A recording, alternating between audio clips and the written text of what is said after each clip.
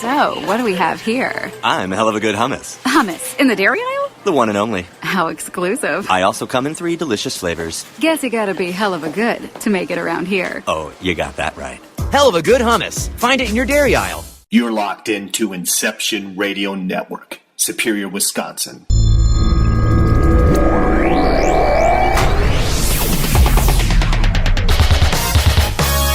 This is Funders Radio on the Inception Radio Network, a weekly audio safari that features the newest in paranormal discoveries while highlighting the latest and not to be missed truthfunder.com projects. For truth seekers and true believers, this week's Truth Funders starts now. Greetings, bonjour, hola, welcome, and hello to you. Welcome to this episode of the Truth Funders live radio show on the Inception Radio Network. My name is Art Webb. I am your host. 888-919-2355 is the telephone number at IRN. 818-919-2355. And it is a very good show this week because we are back with guests. But I would first like to say hello to my dearest, closest friend and soulmate of the same sex. His name is Mark Schwartz, and he is the CEO and owner of truthfunders.com. And he joins me each and every week because ultimately this show is here because of him. So say hello, Mark. Hi.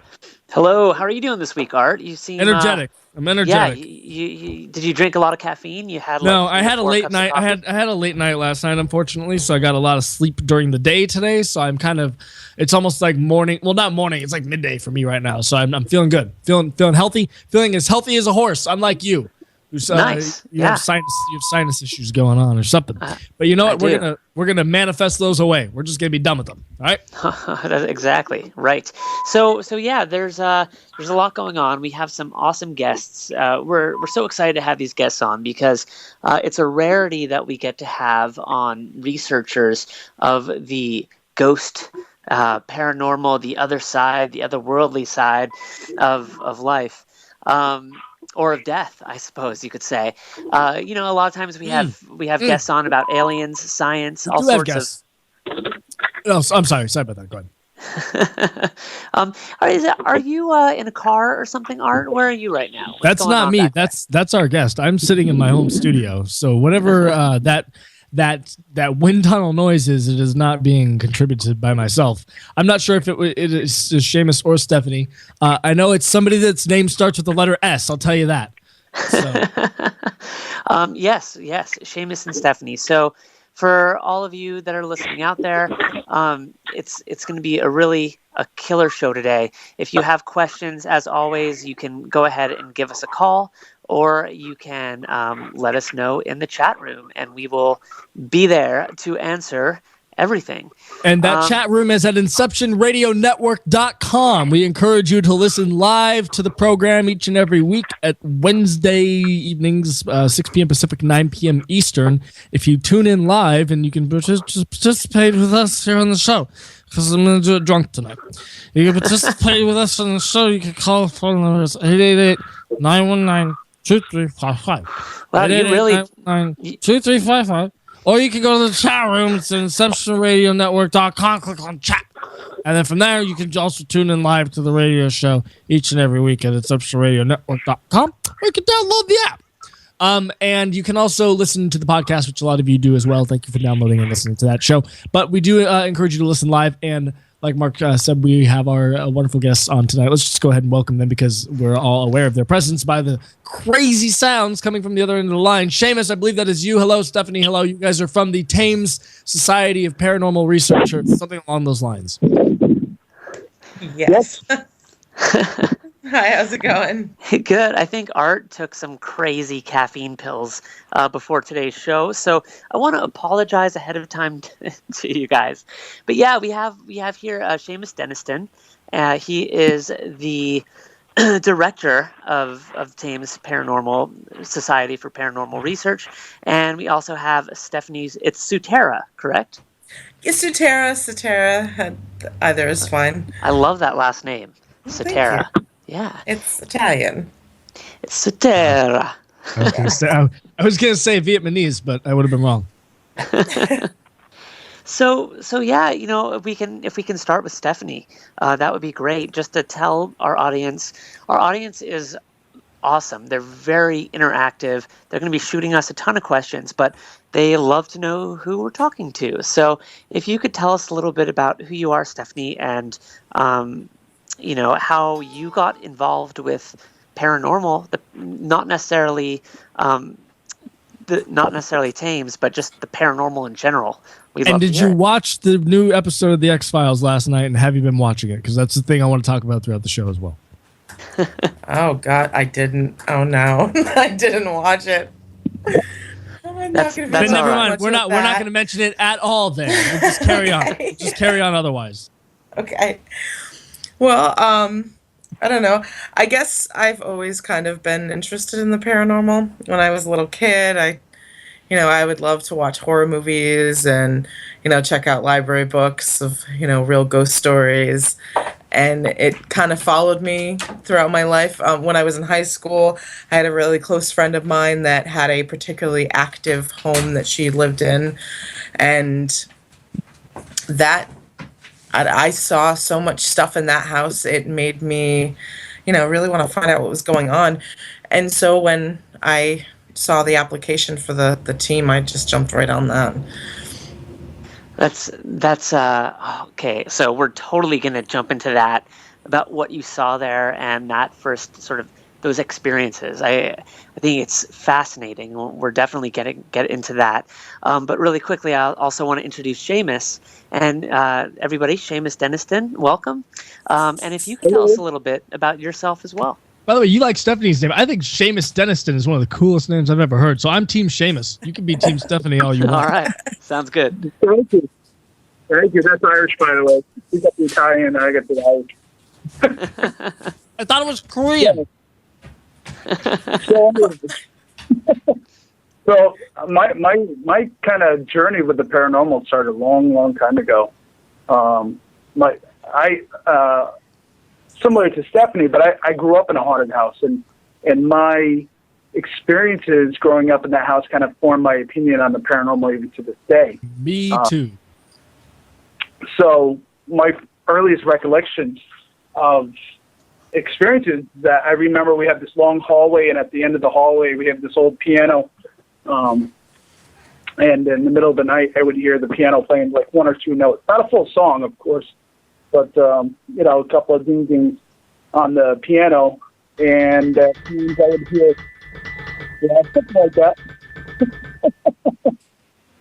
And I would hear my name being called, and that happened for many years, I can remember, and all the way through adolescence, teenage years.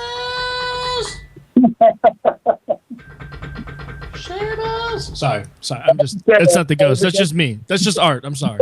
Go ahead, carry on. I'm just saying. And Shamus, if you can talk directly into the receiver, if you can just move the phone a little bit closer to your mouth, that would be awesome. For clarity issues. Yes. How's that? Perfect. Is that better? Oh, that's so much better. Yeah, so much good. better. Thank you. Yeah, I don't know what's going on with it. No problem. Maybe a bad connection. It could be a ghost. A ghost could in the be. machine. A ghost in the machine. Yeah. Look, it wouldn't be the first time on this show that we've had issues like that, like talking about things like this, and we're having technical issues up the wazoo. So I wouldn't be surprised, in all honesty. Oh yeah. Yeah, stranger things have happened. So that's where it went with me, is that my childhood home had maybe at least one spirit in it, and that kind of shaped my various experiences throughout the years, kind of shaped it, my opinion of things. Did you feel that it was a negative spirit or presence that was in your house, or was it a positive? I think as I got older, it may have got a little more aggressive. I wouldn't say nobody was ever harmed or anything like that in the house, but it definitely made itself known, and some of the experiences were quite frightening. So you've grown up around this stuff your entire life. Is that? Do you think that's really what planted the seed that eventually led you to evolving into an entire full-fledged life and almost career? I mean, it is a career that you have in the paranormal. You guys are an investigative society. You guys are going out there and helping people. You guys are like the superheroes.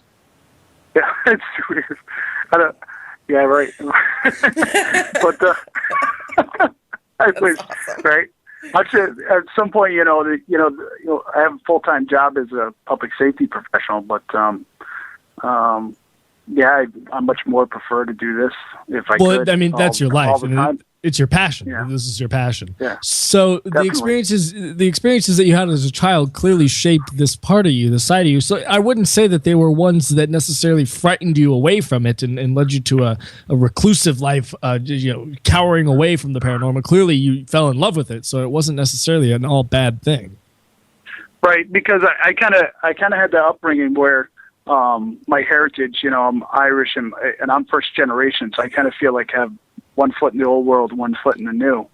And, and the family always shared the ghost stories, and this kind of perpetuated throughout my life. So it was kind of a normal thing. So if you go to Ireland, and it's well known that places have spirits, everywhere you go has spirits. So it's not something that's out of the ordinary, where maybe some Americans may shy away from it. So that's kind of where I'm at with it. So then let me ask, is the Thames Society of Paranormal Investigations, is that something that you created, or was it already there and you joined it and then became the director? Or how did your investigation team begin? Well, I founded the team back in 2010 with another team member, Todd Radley. I founded it, the Thames Society of Paranormal Investigations, meaning, our geographical area of Connecticut where we all live, most of the members is around this river, the Thames River. So that's kind of where we got the name from. Is it pronounced Thames or Thames? Because this is a big issue for me. It depends on what part of the world. It depends on what part of the world you're from. So it's like this is like it's a tomato thing. So you guys say Thames. I think so.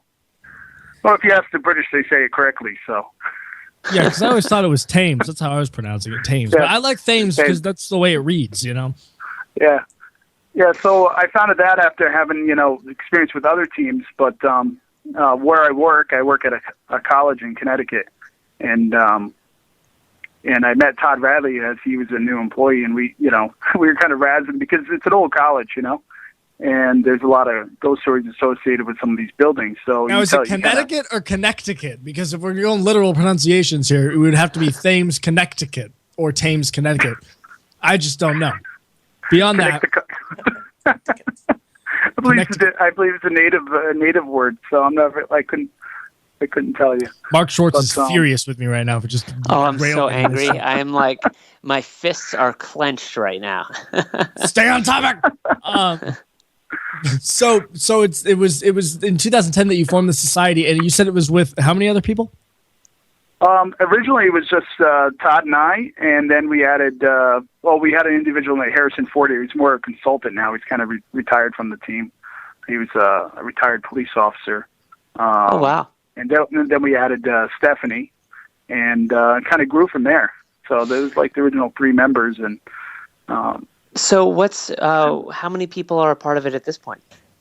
We're almost up to 10 at this point. Everybody on the team with various jobs and tasks that kind of make everything happen. It's a big team effort. And you guys go out and do investigative work, right? How far have your travels taken you thus far? Well, mostly in the New England area. Mostly. As far north as Massachusetts. Anything beyond that? Well, look, that's a super haunted area of the United States and the world. Probably one of the most. I'd imagine. Yeah, absolutely one of the most. So much so that my wife and I are going to be traveling to Salem, Massachusetts this Halloween to go partake in the festivities that they hold every year. I hear it's cool, but yeah, it's great. Is it cool? Yeah, we're looking forward to it. But yeah, that's a super haunted region of the country because of all of the war and the death and like things going on over there. So I imagine you run into quite a bit of work on your investigative path.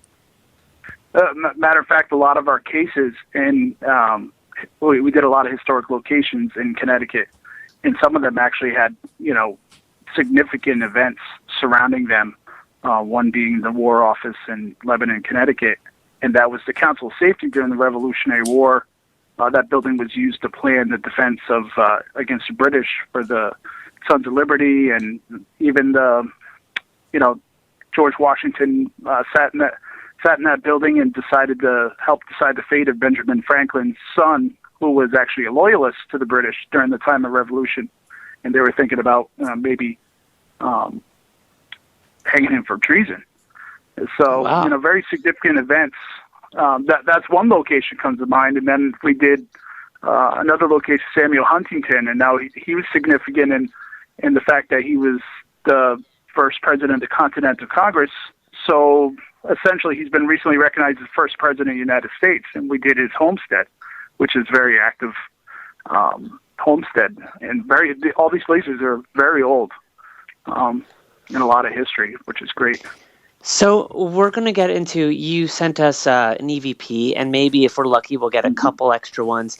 I want to play those a we have little some later audio? in the show. We've got audio to play? Nobody told me that we had audio to play. Look at this. A little later in the show, Art. Hold on. Hold your pants on. 1 week ago, we were the most unprofessional show on the face of the planet. This week, we have guests. We have audio. Things are looking up for Truth Funders, I got to tell you. I don't understand, audience out there, how we have such a big audience. but we appreciate it, and thank you for letting Art run wild and continuing to listen to him every week. 888-919-2355 is the telephone number here at Truth Funders Radio. If you'd like to call in and speak with our guests, Shamus and Stephanie, they're from the Thames. What is the pronunciation again? It's not in front of me. The Thames Society. Thames. The Art. website is TSPI. No, the website. I'm trying to get the website out. It's TSPI. What is it? Oh shit. TSPI Paranormal.com. Yeah, TSPIParanormal.com. TSPIParanormal.com. If you open Thames it, Society of Paranormal Investigations. Right. Yes. If you go to their website, it's really cool because they have the splash page with all this stuff that plays, and it's kind of crazy. You should check it out. It's wild. I would open it up, but there's a lot of loud sounds that I don't want to play across the air. It's very eerie and cool. And Stephanie, I want to get you involved in the conversation too. So you said that when you were younger, you had some crazy experiences that happened to you. You were brought up in a haunted house, or your friend was actually brought up in the haunted house. Now, what kind of things did you see, just like right before your eyes? Can you give us a couple of those? Well, the very first night that I stayed there, as we were going to sleep, we heard something which sounded like the equivalent of a lamp being thrown across the room and smashing on the wall. But we couldn't find anything. And she didn't even say anything to me. And, she ended up telling me afterwards the next day when I asked her again about it, she told me, that they had seen stuff and that it was haunted. But, I would see shadows all over the place. At one night, I was really upset and I had my shoulder squeeze as in to comfort me. Oh, wow. Oh, creepy. That's creepy. Yeah, that was something else.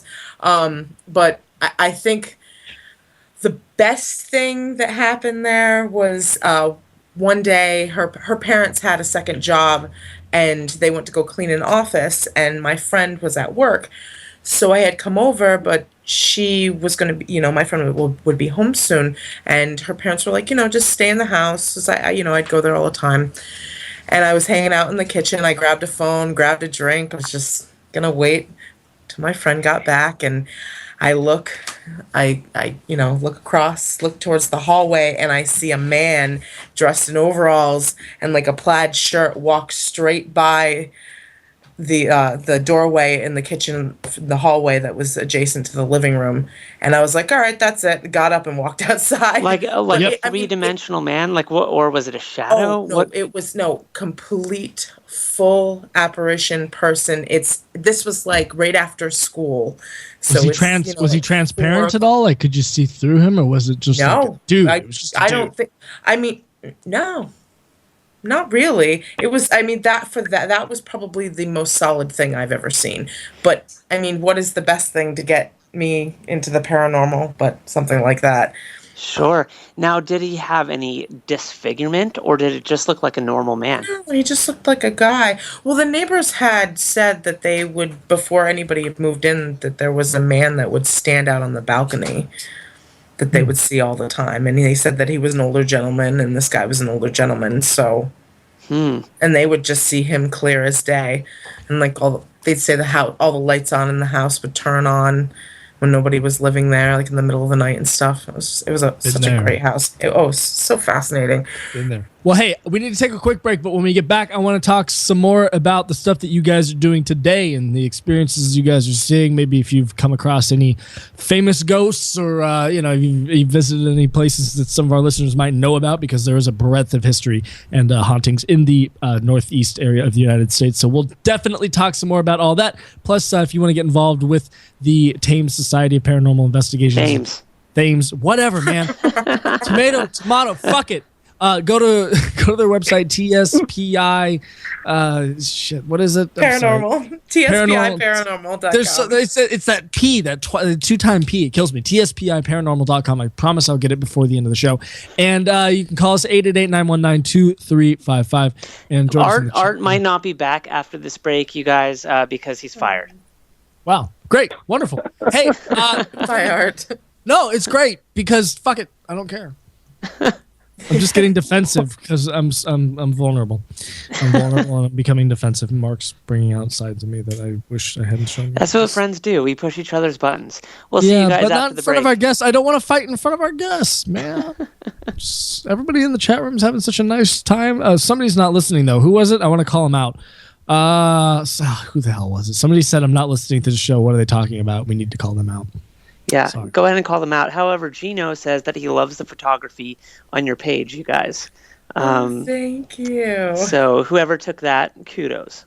That's me. Also, and when we get back, my big question is, are the Olsen twins demons and ghosts? Because they sure as hell look like it. You're listening to Truth Finders Radio live on the Inception Radio Network. We'll be this after back. Truth Finders Radio on the Inception Radio Network.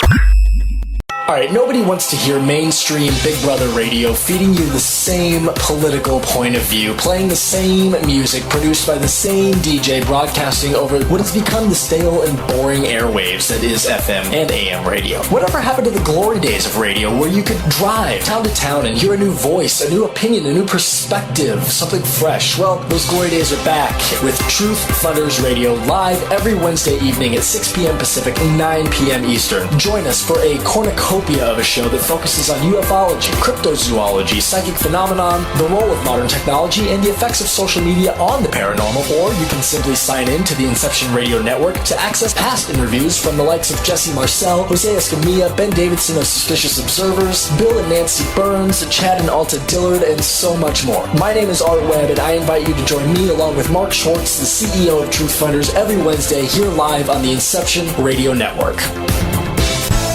Hello, Inception Radio Network listeners. This is Amanda. Remember, you can take your Inception Radio shows on the go.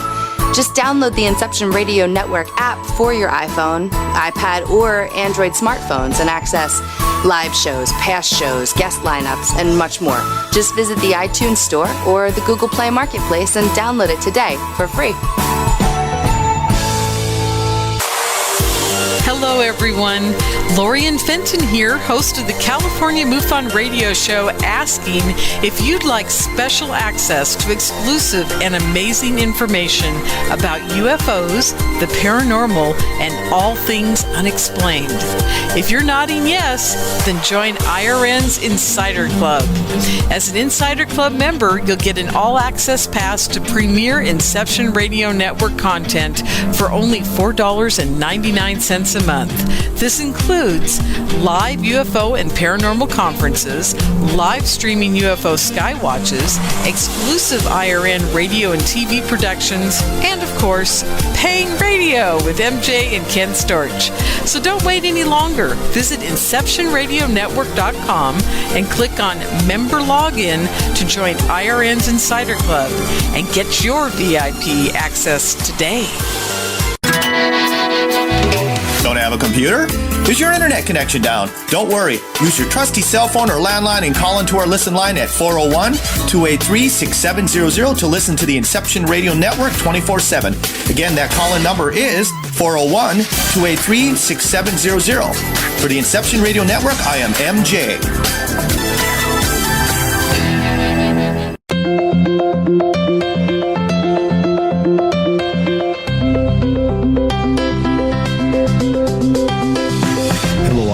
listeners. This is MJ saying hello and sharing an awesome secret I discovered. It's called DreamNuage.com. Fresh, raw, organic ingredients are used to create all their products. They are made in very small batches to ensure quality and freshness. Handmade in the USA, each product is created with care and with the finest organic ingredients. There are no preservatives, dyes, or chemicals in any product. Stop by Dream Nuage and relax. That's DreamNuage.com. Simple, raw, organic.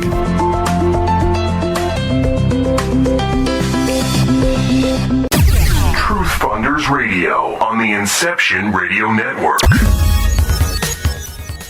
Welcome back. We are live on the Inception Radio Network. My name is Art Webb. You're listening to Mark Schwartz and myself. We are talking with Shamus and Stephanie. They are paranormal investigators in the northern eastern parts of the United States. And as we were in the break there, Mark Schwartz has a tendency to do this thing where he talks about stuff that I wish he'd talk about on the air during the break. It's a recurring issue.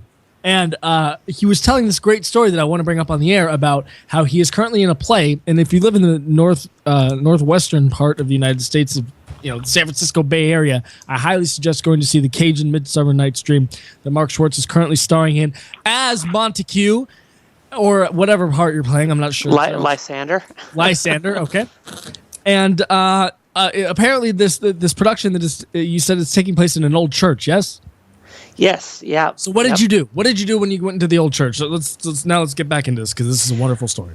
Okay, so it's not that wonderful story, but I will go ahead and tell it, Art. So I got there at the theater, and it's now a theater. It used to be a church, and 30 years ago it was, and maybe 12 years ago it became abandoned. So it was abandoned for several years. Then it got purchased, became a theater, but it just has a lot of energy. Walking in, you could feel it. So I got there before everybody else, and I put down my phone. I have the, some paranormal recording apps, and I just started recording, and I said, I'll get this audio on next week. We can bring it on.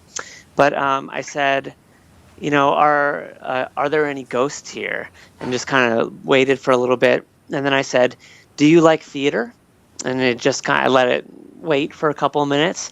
And then I said, you have, if you want to say something, you have 30 seconds before I stop recording.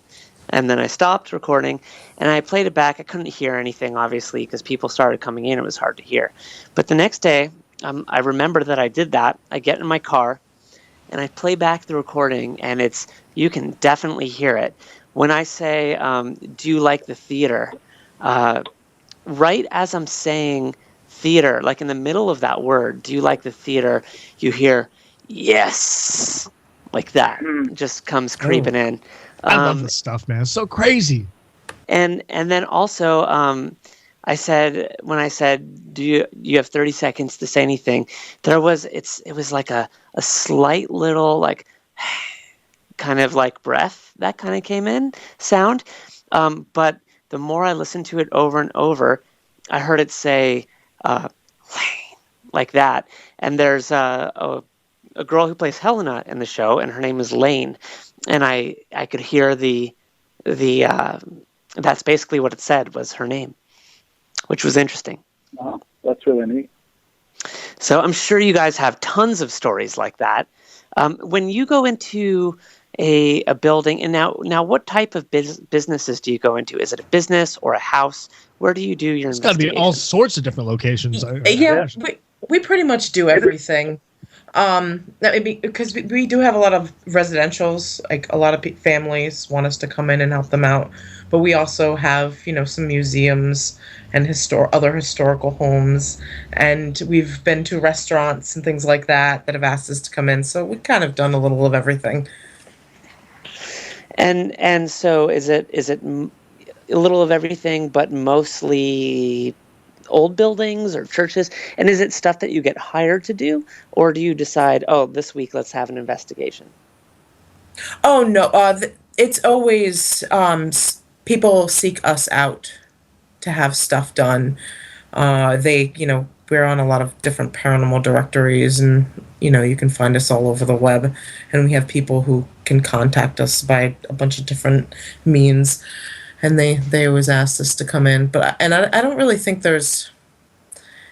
It's kind of like an even amount of everything. I mean, I guess there is a lot of old houses, but there also are a lot of new houses too. I mean, relatively new.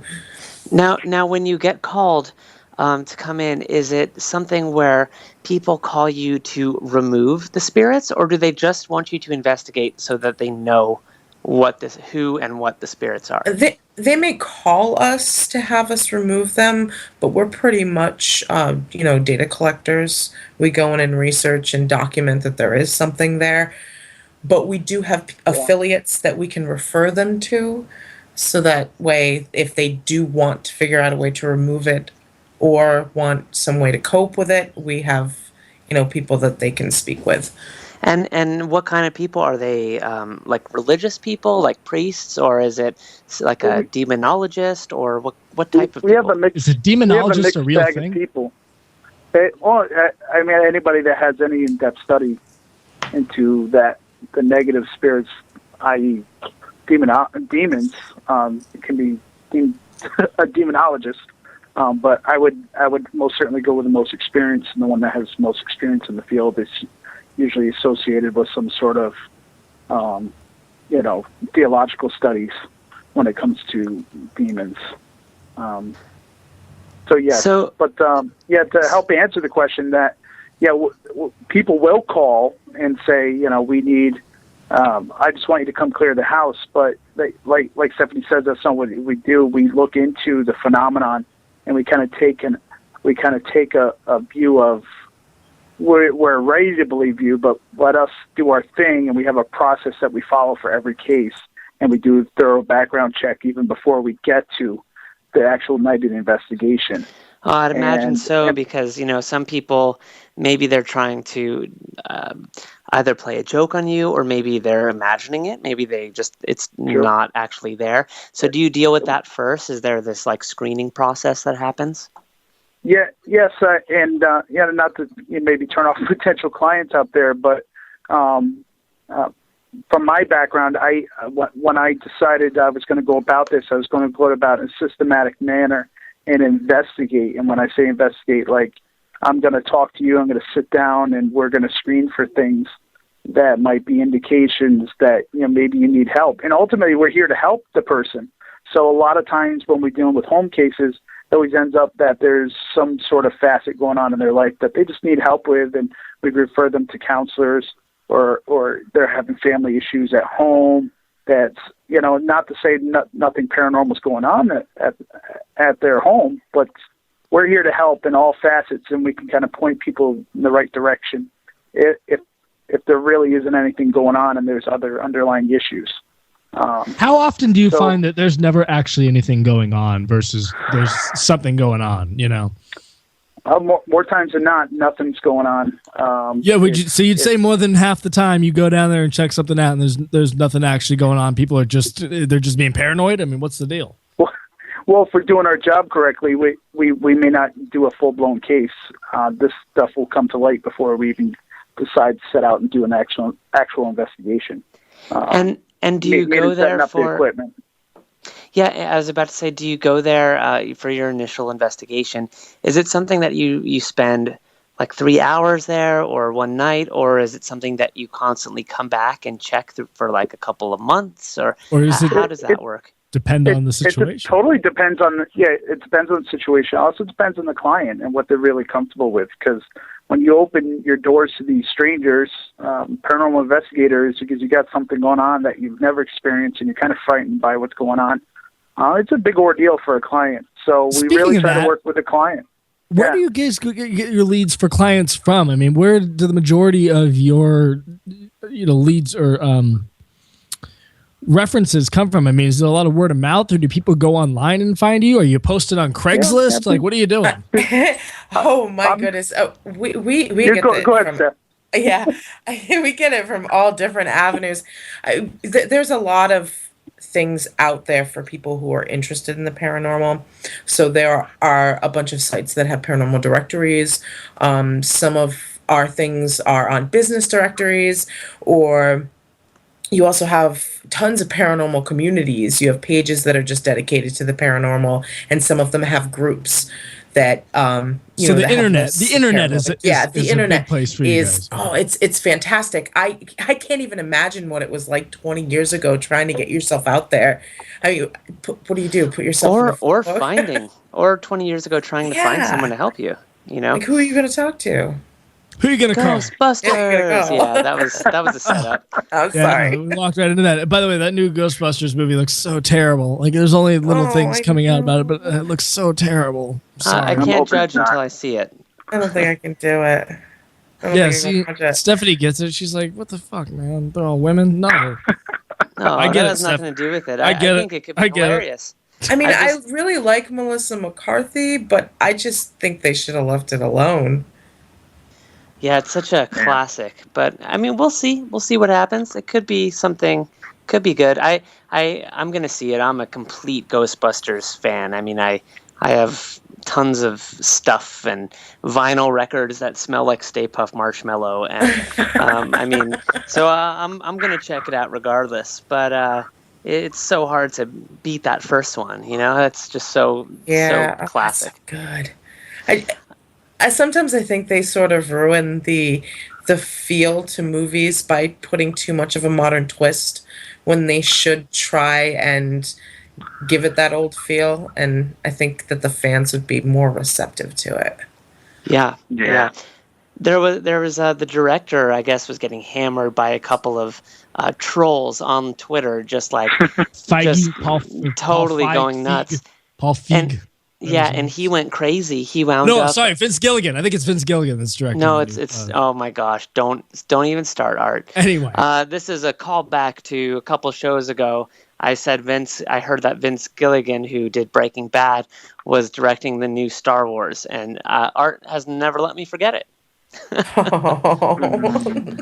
But getting back to what we were talking about. Well, what I want to know is let's get into like some specifics about crazy things that you guys are coming across. I mean, are you dealing with any famous ghost stories or ghost hauntings that people listening might be aware of? Have you guys done anything, that substantially like sized in publicity that we might have heard? Not any of the hauntings, the locations, the people happen to, have some, famous. They might recognize the names of the people that the places are affiliated to. I want to hear. Talk about it. Well, I mean, Shamus had mentioned earlier the Samuel Huntington, and stuff the Lebanon, the War Office with George Washington, happened to be in that place. But Samuel Huntington is the only thing that we have that.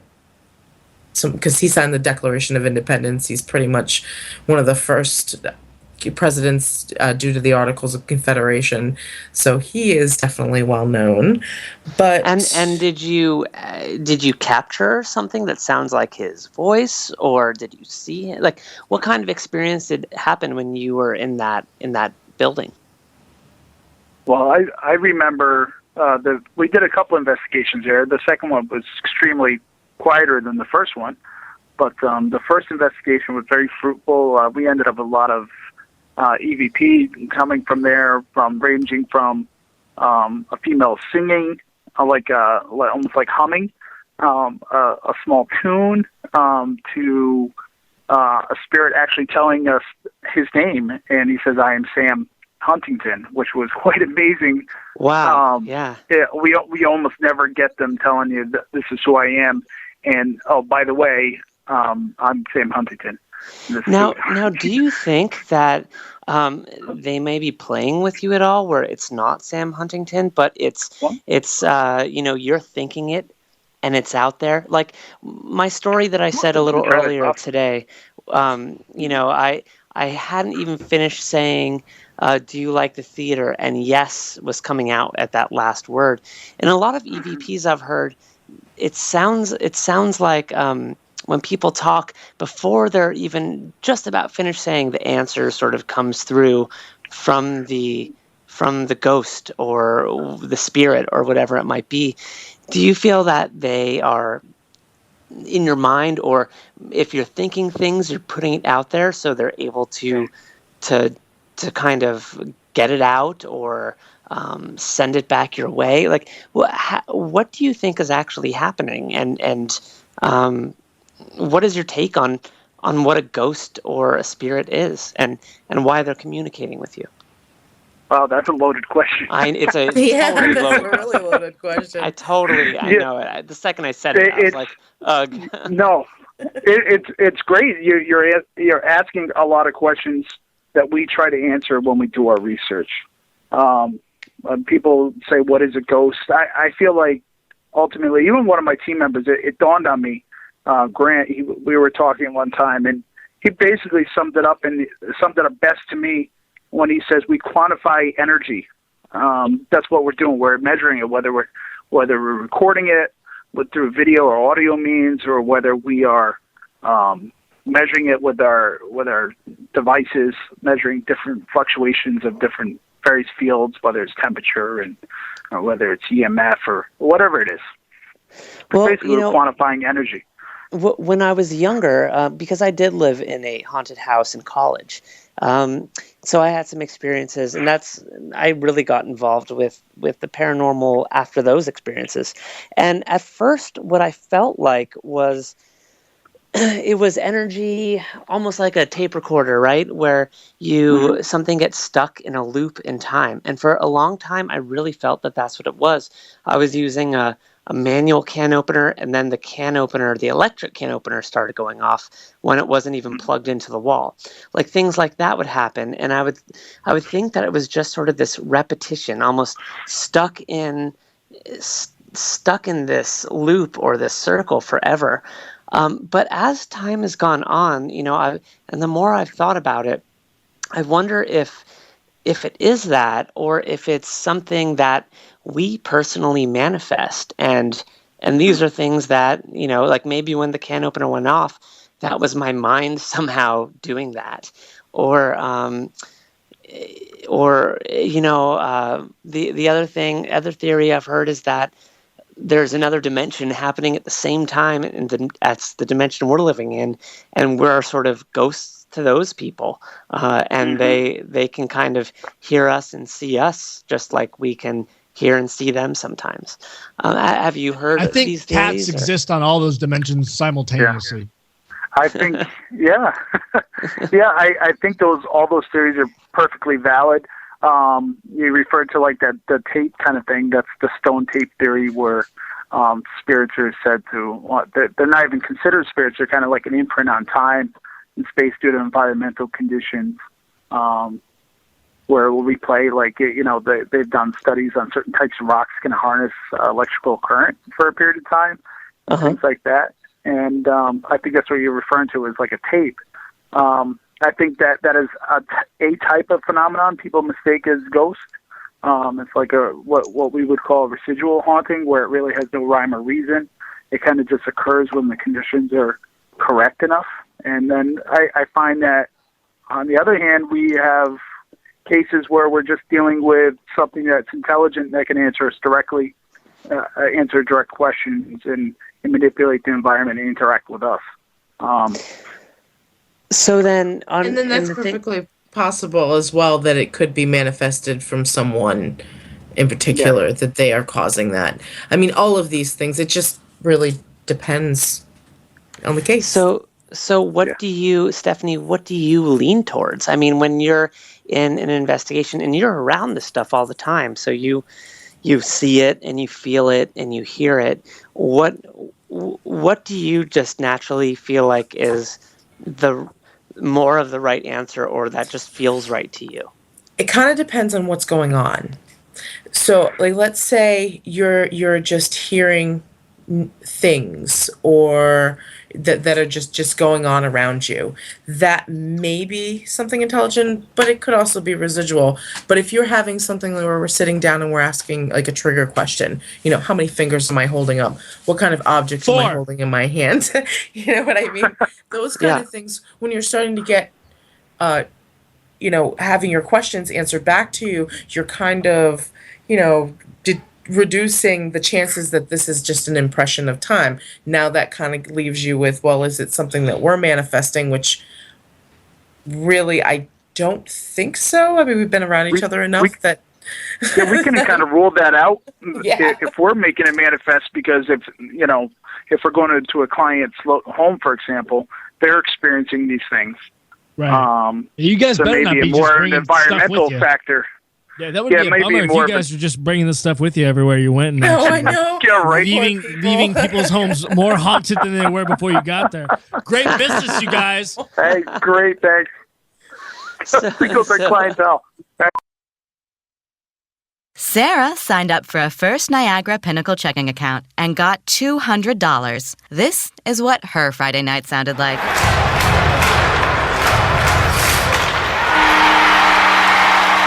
Sarah's neighbor, Mike, did not sign up for the account. This is what his night sounded like. But hey, at least Mike still had his voice in the morning. Open a First Niagara Pinnacle checking account with direct deposit, and we'll put $200 in your pocket. It can make your night if you let it. So get started and visit firstniagara.com/get200. To qualify for the $200 cash bonus, you must open a new First Niagara Pinnacle or Pinnacle Plus checking account and receive a qualifying direct deposit totaling $250 or more within 60 days of account opening. Your checking account must be open and maintain a positive balance in order to receive the bonus. Pinnacle and Pinnacle Plus checking accounts earn an APY of 0.01% for all balances. Member FDIC. Start selling ghosts. Do you need ghosts? Call us. We got 'em. Call us. We'll give you ghosts.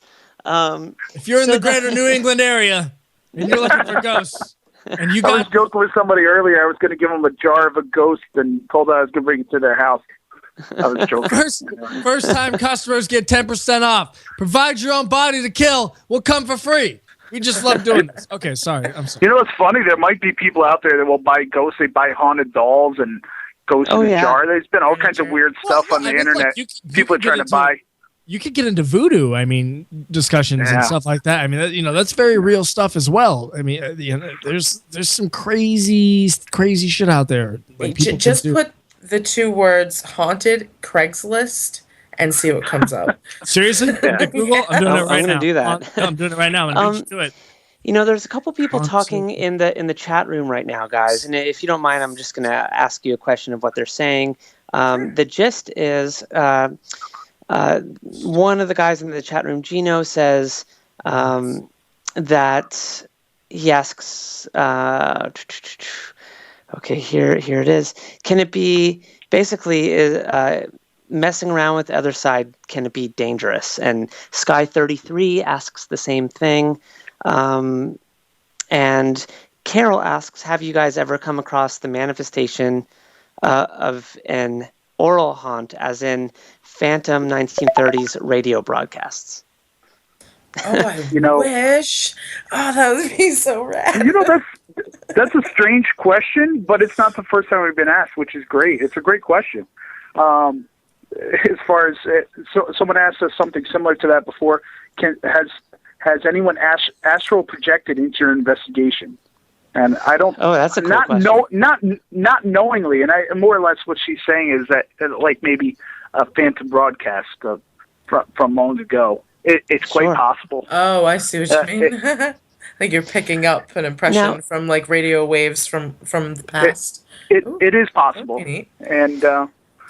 So then what about for people to say, hey, you guys are messing with this stuff, and you shouldn't mess with it. It's the other side. What do you say to that? What's your thoughts? They're right to a certain extent. This is not something for everyone to do, to get involved in. There are risks associated with dealing with the unknown. If you think about if they can show up in your equipment and make noises and talk to you and interact with you, what else can they do? We've been on cases where investigators have been pushed, or they've been scratched, they've been bitten, and things like that, and by unseen forces. And besides the physical things, if you're susceptible and you're not a strong-willed person or a person of some sort of spiritual strength, I wouldn't suggest you get involved in the paranormal. What about you? What sets your team apart, or yourself, Shamus? When it comes to, some people shouldn't mess with stuff if they don't know what they're doing. So how did you start doing it? Did you say, "Hey, I'm going to mess with the stuff," and I don't know what I'm doing? At a certain point, yeah, go ahead. A lot of people stumble into this stuff through Ouija boards. Did you have any experience with that as a youngling? Yeah, well, I've never played with a Ouija board, but we've had clients that have, and didn't necessarily work out for them. Because that's a form of conjuring. They're conjuring things. I don't believe we're conjuring. The general rule is don't fuck with Ouija boards. Just don't touch a fucking Ouija board. Don't. Exactly. Listen to me, everybody. Just listen to me. That's listening to this program right now. Don't fuck with the Ouija board. It is not a good idea. So they're gonna be, and then they're gonna go out and buy one. Say no. Right. Go listen to Nancy Reagan. Why? Just say no. I swear to God. Go take 12 hits of LSD before you go fuck with the Ouija board. You will have a better experience on the LSD than you will with the Ouija board. We need to take a quick break. Hold on. We need to take a quick break. But when we get back, we do have some audio I heard that we need to play that you guys provided for us. Yes? We're going to do some EVP audio listening. Is that what we're doing? We will, but I have a couple more questions for Shamus regarding their experices in these. Do you want to do that now and then take the break, or do you want to take the break and then I want to leave it up to you. This first, last question, and then we can go ahead and take the break after that. Okay. All right. Deal. So Shamus, we're talking about people saying, oh, you shouldn't do this, you shouldn't mess with the other side, and you said using the Ouija board as sort of like conjuring. Do you think that when you're using tools or technology, and I'm interested in the tools that you do use, but maybe you are recording things or you're trying to talk to the other side, is that a form of conjuring or is that not? And what's the difference? In a way where conjuring is that they may be manifested, creating something that's not necessarily there and bringing it into their environment, where we are kind of coming in after the fact where things have already been reported. We're more or less here to validate and look into what the phenomenon is and possibly what it is. So we have a twofold mission. It's not just about yes, we're gathering data. We're here to see if you actually have something that you're reporting, and two, what it is. And depending on what it is, because there's different classifications of entities and different strategies that you have to address depending on what it is. So on that note, when we get back, I'm going to ask you about the different categories of spirits you've seen, the difference between demons and other things, if you've ever encountered those.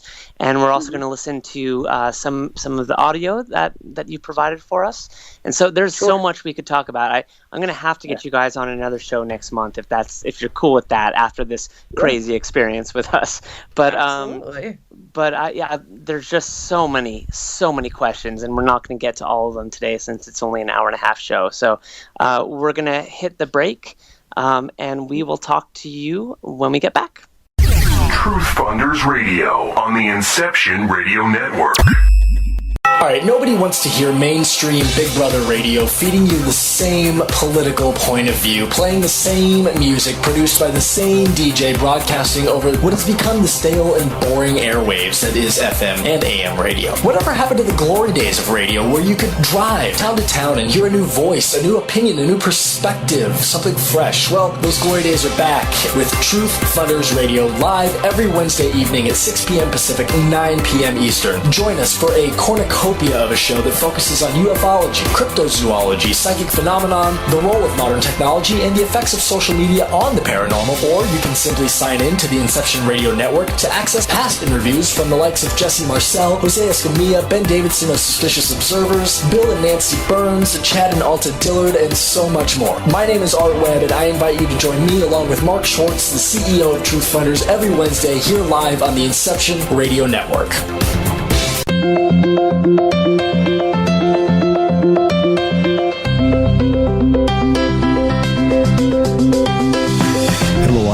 listeners. This is MJ saying hello and sharing an awesome secret I discovered. It's called DreamNuage.com.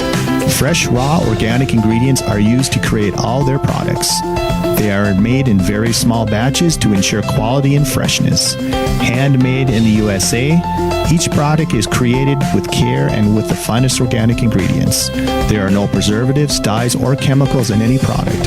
Stop by Dream Nuage and relax. That's DreamNuage.com. Simple, raw, organic.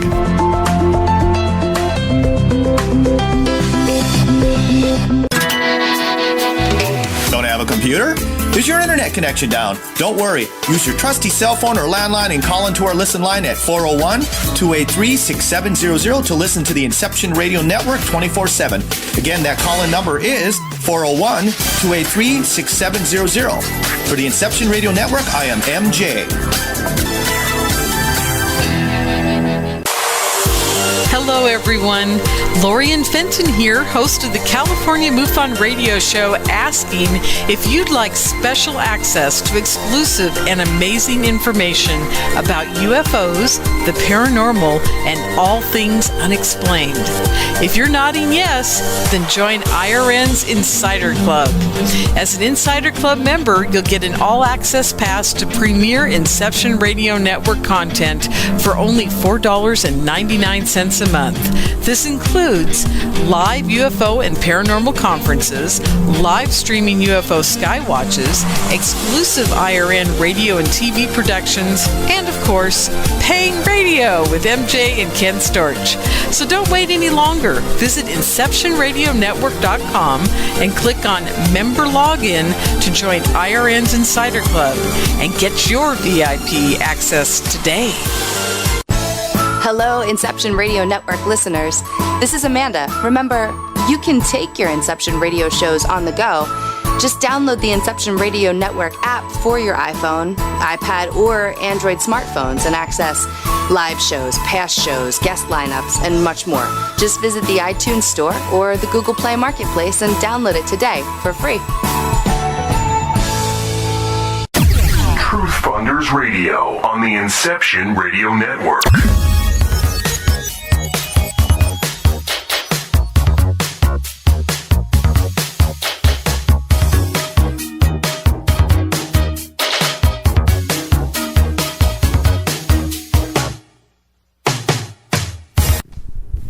Welcome back to the Truth Funders live radio show on the Inception Radio Network. What? Okay, stop. Alicia says that I yell way too much on this show. She's like, all you do in there is yell. You need to stop yelling so much. You just do a regular show. Be calm. I said, look, I'm doing a show. I got to project. She says, you yell too much. All you do is sit in there and eat chips and yell. And I don't know what you want me to say. What do you want me to say? All right. We're talking with Shamus and Stephanie, and we're gonna play some audio clips. We are after this quick question. Okay, fine. So Man, you're such a tease, Mark Schwartz. You're such a tease. So yeah, I'm just curious. Are you serious? Did you just do that on air? Nope, wasn't me. With our guests? Oh, they're never coming back. We have really, really interesting guests, and you're just scaring them away, Art. That's it. Our audience, oh my God, I just watched the numbers for our audience. There's only one person left. You fired me at the beginning of the show. That's what I thought happened. I don't even know why I'm still here. But I rehired you, but now I'm firing you. Art, you're fired. Art, you're fired. I'm not going anywhere. You're going to have to kill me. You're going to have to kill me, and then I'm going to haunt you all. All right. Well, then we'll bring Stephanie and Shamus to hear you on the other side, and you'll probably just burp again. So maybe we won't try to do that. Thank you, Carol. But on a serious note, you guys go in and you see all types of spirits and ghosts, and like you said, there's different types. And I'm sure you have the you have the nice ghosts. Maybe there's oh gosh, what is it when everything's flying all around everywhere? Poltergeist. Poltergeist, thank you. Yeah. But then, have you ever seen or experienced this is a two-parter question, as I think all of my questions are. Have you ever seen or experienced a demon in a house, something really bad and awful, like a really, really bad spirit? And also, part two, has anything ever followed you home? Okay, well, I answered the follow you home thing. It hasn't happened to me. It's happened to team members. Has it happened to you, Steph? I don't recall. Not me. Emma has commented, our medium, that she's been followed home quite a few times. I think Marilyn, too, had something once follow her home. Yeah, so there's been a couple team members that have had it occur to them. I personally I like to attribute it to things that I do as protection, but I guess it could happen to me as much as the next person. So maybe I'm just lucky. And what do you do for protection? Well, I practice my personal faith, and there's certain prayers I do to prepare myself for investigations and things like that. So that's what I do. And then as far as have you ever seen some sort of demon, or what is the most frightening thing that you think you've seen? The growl. Yeah, Shamus. I agree with you. This was a particularly disturbing case that we had. It was a home case up in Springfield, Massachusetts. This particular residence, everybody in the home was kind of being affected by what was going on. The reports right before we had gotten there, the client, we had been working with her leading up to the time of the investigation, and the day we got there, she took a shower before we had gotten there, and she was pushed over after she'd gotten out of the shower into her bathtub and pushed down violently. Wow. Yeah, and she had attributed to that, and we're all thinking, well, bathtubs, obviously she's wet and stuff, but I guess she had gotten out a few minutes. It wasn't just getting out of the tub kind of thing. I guess it happened a few minutes after a shower. I particularly, had a bad case in that sense where I just had that feeling of angst the whole time I was there. I just felt uncomfortable. I wasn't feeling well personally, I wasn't feeling well during the investigation. I was being physically affected by what was going on. It was just a plethora of activity just going on in the house. From voices, it was stuff a lot of stuff our equipment will pick up, and all of our equipment kept getting knocked down that night. Yeah, all our equipment was being messed with. We're having equipment malfunctions, and we're personally witnessing just voices nonstop all around the house, and it culminated with a deep growl down in the first floor off the living room. They don't have an animal in the house. Like clearly, to me, just in my experience, it just was meant to intimidate and try to intimidate us into leaving the house. So it didn't. We didn't leave, but however, we got a lot of evidence from that place, and obviously there was recommendations go along with it. That is not normal human spirit behavior. So I would say, if anything, that was a negative case. For us, and it was a negative entity. Have you ever had, and this is the last question, and then I'm going to go ahead and get into the audio. But finally, I just want to hear some audio. Sorry. Have you ever had to tell people, this isn't a safe place for you? You should leave. Yeah, that's a good question. I want to answer. Well, I'm an advocate for the client. I never want them to have to leave, and some people are not in a position to. So in the case that particular case, the client was given recommendations. That was one of the cases that we didn't see eye to eye with in the end with the client.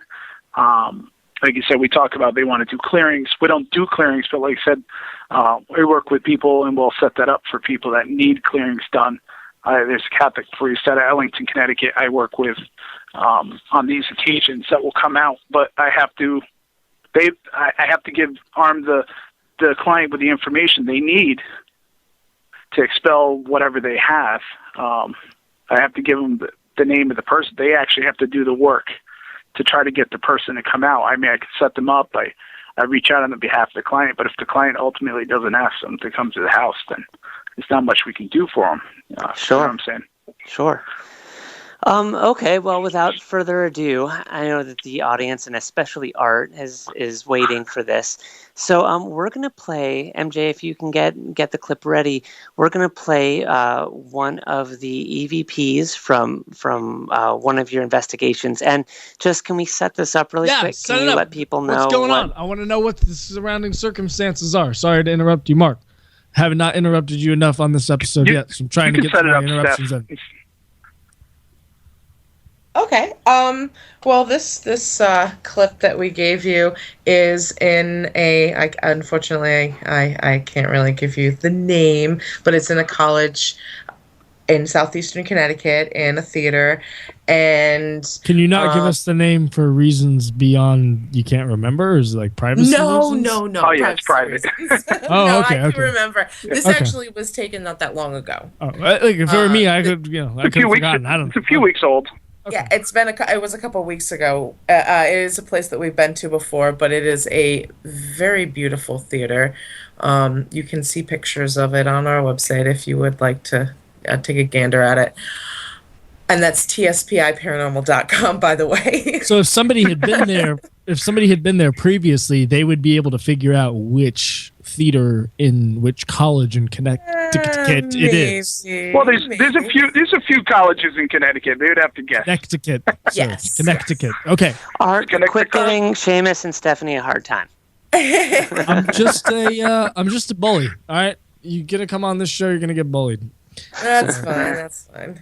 I'm just kidding. I'm sorry. Well, what I really, really like about this particular EVP too is that the two people that are in it are Shamus and one of our newest team members, Laura Palmise, and she. This was her first case, and she was really, really excited. And when she left, she ended up writing a blog about the whole experience.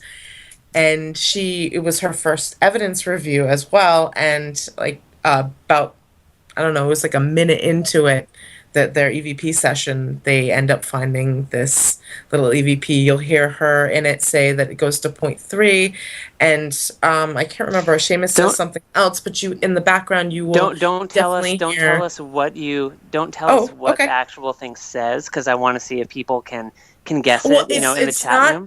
I don't know what it says. It's I think I can make out some words if you listen closely enough. Yeah, like you said, it was taken in. I'm sorry. Sorry, we're talking. Sorry about that. Yeah. I was just saying that you're actually going to hear me talking to Laura, explaining that sometimes when we passively record, we capture EVP, and that's not our intention. Do you know what I'm saying? Mm-hmm. Right, so you say that in the basement of the theater, because we went to and did several areas of the theater that night, but this particular EVP was taken down in the basement. Okay, great. So is that it? Should we check it out? So we'll play it. Seamus, I don't know. Are you able to give any backstory to the theater of the claims that are happening there, or if you want to do that, or do you want to just play the EVP? Yeah, we'll play the EVP and we can talk about the claims if they want. Okay. All right. So MJ, can you go ahead and roll the clip? Oh, it just was at a 0.3.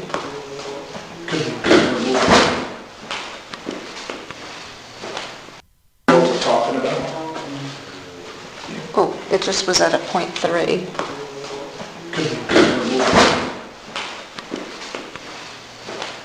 So what you're hearing basically is you hear Seamus, then you hear what sounds like a man singing, and then Laura begins to talk about the device she's holding in her hand, and you still kind of hear it in the background as she trails off. But they're just getting settled, so that's what you hear, like all the loud noises and bumps. I want to hear it one more time. Roll it one more time, MJ. I want to hear this man singing. Oh, it just was at a 0.3. Yeah, I hear something back there. I hear something going on. I hear a little Oh. Yeah, there's yeah, you definitely tell it's a male. What's great about it is that I'm the only person in the group that sings, and the only other male in the building was Todd, who definitely does not. And the whole place was on lockdown, so there is no reason for that. I mean, Todd and I were at base when the whole thing was going on, and the only other two people were there were that night were Shamus and Laura. So, and there was absolutely no one around. So it was great. Well, a theater would be a good place to hear singing. I mean, that would definitely make sense to me. That makes sense. So how often do you guys capture, like, for each place you go, you're recording stuff, you're walking around, do you leave some recorders in just completely quiet rooms, or do you keep them with you as you're walking around?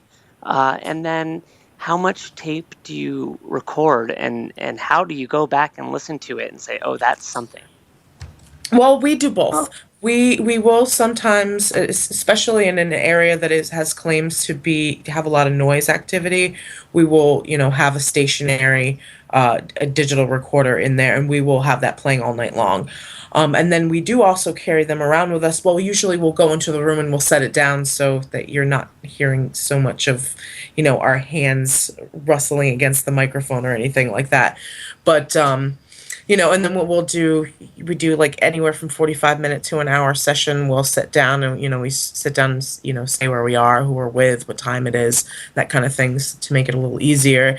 And, when we start to go to review the evidence, we kind of know from the beginning, right when we listen, at what time of night this was, like what we're going into, what room, what area we were in. And we kind of break all of that up between all of the members. We upload it online, and then we take it to our houses, and we just kind of go through all of it. And, we'll make notes on what times that things happen, and then we'll take it out. And sometimes if it's, really, really quiet, we will enhance the audio to make it a little bit louder, maybe clean it up a little bit.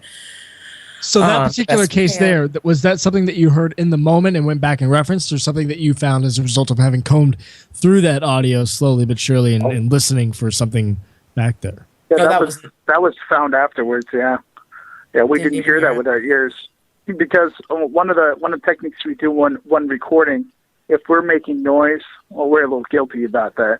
You caught me in that recording. I should have said I was opening the door. You can actually hear me open the door to the dressing room in the basement. Other than that, normally when we're sitting and recording, we make any noise, we'll indicate that, like I can hear a car on the street, maybe there's someone walking by. If we hear noise, the way we do this, we try to control our environment as much as possible, like Stephanie says. It gets locked up, and we have a base of operations. So there's always somebody at base that will be there to provide security for the location and go and if we hear something, then they have to go verify that it wasn't, man-made or it wasn't, something natural. Now it must take hours to sit there and go through this stuff. It's so tedious. It is. I imagine you guys do these two things, both of them, or maybe you don't. I'm not sure, but recording the audio. A lot of times, there's those audio recorders that only record when there's audio. So like you can leave a room, and then if there's any noise, it'll start recording and then stop once the noise stops. And then you set the sensitivity level on those things. Just out of like curiosity, do you know if you can set, like, if you want something? I mean, even the slide, because you would imagine that these things are going to be picked up on very high or low frequencies that maybe these devices don't just pick up on automatically. I don't know. The devices, sensitive they are. So the devices we use, we mostly use the digital format just because it makes it easier to review these files. They're not analog. anything that are sensitive. That we don't have any that go off when it starts making noise. They're just nobody is using analog devices, Shamus, anymore to record this stuff. There's nobody using tape. I mean, if you find we actually do have that as well. We have that too, just. Because it's a different way to record, so we're thinking, is there something? Talk about a pain in the ass. Who wants to deal with tape? You're not kidding. But you know what? You could take those analog tapes and you could digitally put the audio, replicate through audio jack, you're looking for, and record it, and then I'd imagine you could have a sound program and just look for spikes in the audio. at the different levels. We just find it very labor intensive. That's something we like to analog, something we like to experiment with, but it's not our primary use. And he was talking about like our voice recorders. Like we run them the whole time that we investigate, and we indicate times that we're specifically trying to capture an EVP. So those are times that we designate at least 15, 20 minutes out of the hour to be specifically dedicated to EVP time, where we try to make some sort of communication. So we never have it set up where it triggers when we hear a voice, because I'm afraid we're going to miss something. So maybe the device might malfunction and we get a partial EVP or something like that. So right now I'd like to invite everybody who is currently in our chat room to, if you have a question for Shamus and Stephanie, please type it in capital letters. We have about 10 minutes left of the program, so we're going to go through a few questions. And also feel free to call in if you want to talk to us directly at 888-919-2355.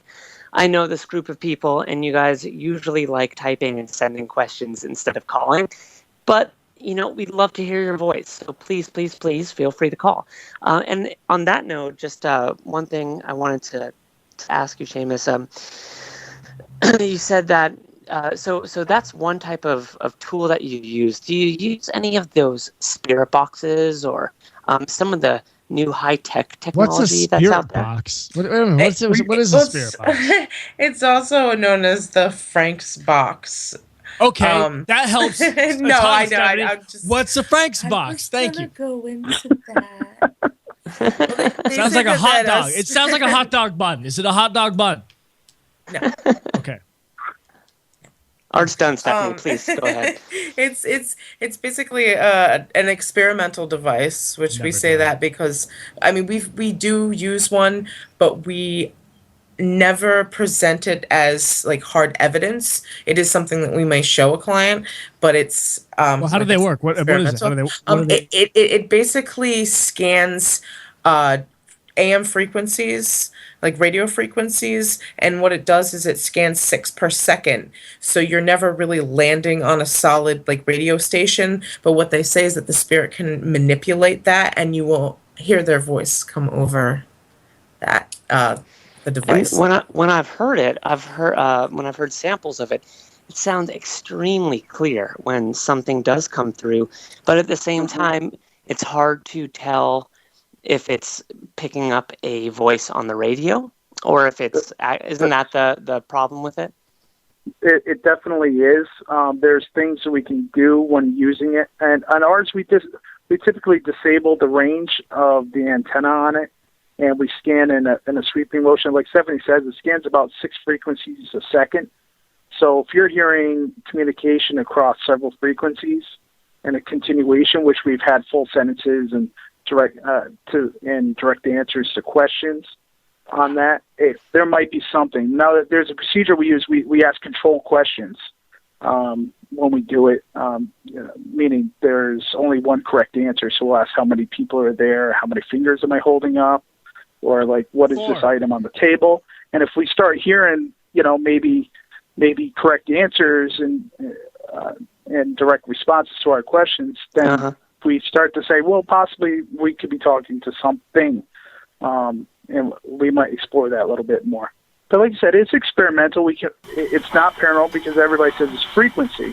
And a lot of these new devices you can get with the Frank's box, they're disabling the AM, FM frequencies, and they're going to sub frequencies and higher frequencies that are not used for public service or commercial radio stations, things like that. So that's pretty cool. They get more advanced as time goes on. What was the most frightening thing that you ever heard or experienced? That is a great last question because we're running out of time.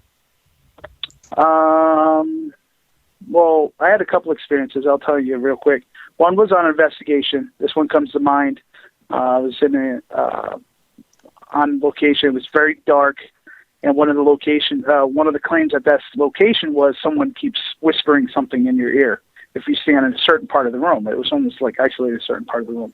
And I was standing there and I actually felt like breath on my ear, and I heard someone go psst in my ear. And there was nobody I was the only person in the room. obviously that really took me for a loop. I'll tell you that much. And what about you, Stephanie? Oh, the most frightening. I was in a theater, and I don't know. I think it was because it was we have this little blow up ball that we use as a trigger object, and we put it on top of something, but we made sure that it was close to the edge, that it was really, really solid, and we had asked the entity to knock the ball down, and all you hear is smack, and then smack on the floor, and then my the EMF detector was sitting right next to it, and that goes off right afterwards, and that one was kind of like, whoa. Like, it was just it was quite impressive. It like somebody spiked a beach ball. It was pretty extraordinary. That was a good one. Wow. Well, it sounds like neat. We are running out of time. I'd really love to get you guys on again next month sometime, if you're okay with that. Oh, of course. Yeah, sure. We love doing this. We would love to have you. And is there anything that you would like to plug? Websites, upcoming events, videos you want people to watch? Oh, that's a great question. TSPIParanormal.com. Yes. I told you I'd get it before the end of the show. TSPIParanormal.com. And we have TSPIParanormal.com. On there you can find our blog, which is the Haunted Blog, and we talk about different, sometimes events or different subjects, different types of ghosts. You can check it out. We're also on Facebook, and we also have a community group on Facebook called TSPI, The Revenant Review, which is for anybody who loves the paranormal, including this show, and they can post that on there. They can promote their group. They can just show us an article that they found or a picture they took. We are also on pretty much on every paranormal directory that you can find on the web. So if you're looking social media, for a paranormal you name it, we're investigator everywhere. in New England, give us a call. But that's TSPIParanormal.com, and our phone number is 920-940-TSPI. And you guys got a phone number too. That's wonderful. Yeah. That you guys have you're so professional.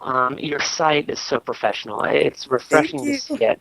And really, you guys are fantastic guests. So I want to thank you again for coming on the show. It really means a lot to Art and me and our audience out there. I'm sure I'm going to get tons of emails about you guys. And I'll feel hey, Mark, if people want to send you an email about this show or any other show we've done, where do they send that email to? You can send it to truthfunders@gmail.com. Nice and easy, simple, truthfunders@gmail.com. And if you want to, let us know your feelings about Art and if he should be fired, you can totally send us an email about that too. Just put there's actually Art is fired in there's the a subject Twitter line. poll going on right now as we speak. There's a Twitter poll asking whether or not Mark should be fired. So it is on my it's on my Twitter. It's at Arthur H. Webb. And it is, should Mark be fired from the show? All right. Thank you so much for tuning in. And thank you guys for joining us. This has been a very, very fun show. I cannot thank you. Thank you. It's been a blast. And again, check you guys out. And we'll have you back on in the next month or so because you have a lot to say and we have a lot to say to you. So it's always a good combination for a good show. Mark, unless you have anything else, we're on the dot here. We got to get out of here. So I guess I'll talk to you next week. Same bat time, same bat channel.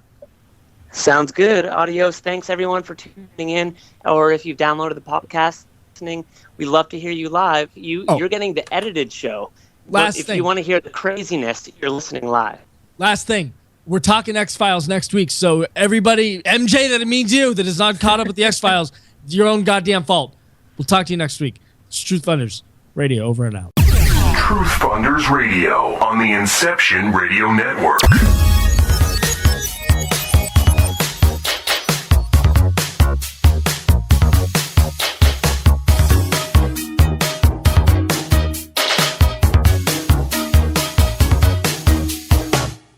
First Niagara is offering $200 when you open a Pinnacle checking account with direct deposit. An offer like that opens up a lot of opportunities. That's $200 you can use to paint the town red, or the house blue. $200 to get together, or get away. $200 to take a class or a little vacation. $200 to look out for number one, or your little one. Open a First Niagara Pinnacle checking account today, and we'll put $200 in your pocket. So get started and visit firstniagara.com/get200. To qualify for the $200 cash bonus, you must open a new First Niagara Pinnacle or Pinnacle Plus checking account and receive a qualifying direct deposit totaling $250 or more within 60 days of account opening. Your checking account must be open and maintain a positive balance in order to receive the bonus. Pinnacle and Pinnacle Plus checking accounts earn an APY of 0.01% for all balances. Member FDIC.